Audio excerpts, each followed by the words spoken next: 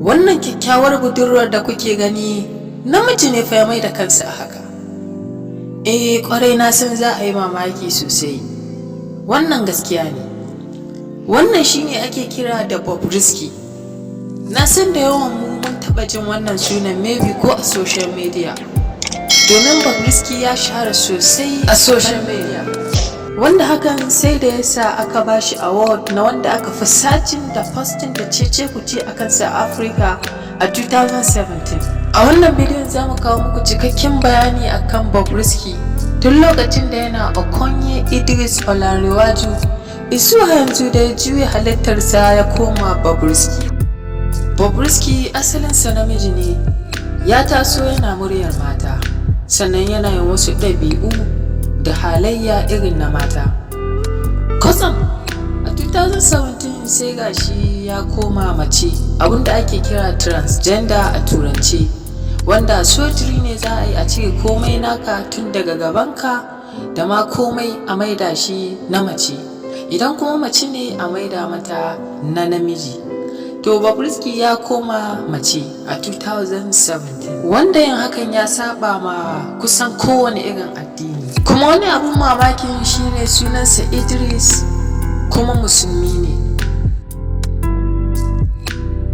Yanzu mu shiga cikin labarin kai tsaye domin ku ji yadda ta kasance. To da Allah dan yi amfani da second biyu ka taba mana subscribe. Mun gode. Asalin sunansa Okonye Idris Olanrewaju. An haife sa a shekara ta 1991 a jihar Lagos. Ya yi karatunsa na firamare da secondary a jihar ta Lagos, inda kuma ya yi karatun jami'arsa a University of Lagos, UNILAG. Bai samu kammala karatun nasa na jami'a ba ne ya daina ya ci gaba da neman kuɗinsa kamar yadda ya faɗa. Bobrisky ya ce ya yi fama da tsangwama da kyara a gurin 'yan uwa da mutanen anguwa. A lokacin da yana yaro, mamansa da babansa ne kawai suke nuna masa ƙauna. Cewar Bobrisky ya zaɓi ya koma mace ne domin yana tunanin ba zai cimma burinsa ba idan har ya ci gaba da kasancewa namiji. Bobrisky ya daɗe da mai da siffarsa ta mata, amma bai yi sojiri ba sai a 2017 bayan ya gama jami'arsa. Bobrisky ya ce duk abin da yake yi da amincewar mahaifansa, kuma duk wani zagi da ake masa shi baya damuwa, domin hasahi ma ya fi son ana zaginsa domin ya ci gaba da ɗaukaka.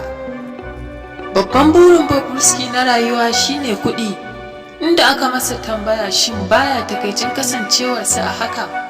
Duk abokanansa waɗanda aka taso tare sun rabu da shi, sannan kuma duk wani burin mutum mai hankali ko ma mace ko namiji shine ya yi aure, ya tara iyali, ya kasance cikin farin ciki.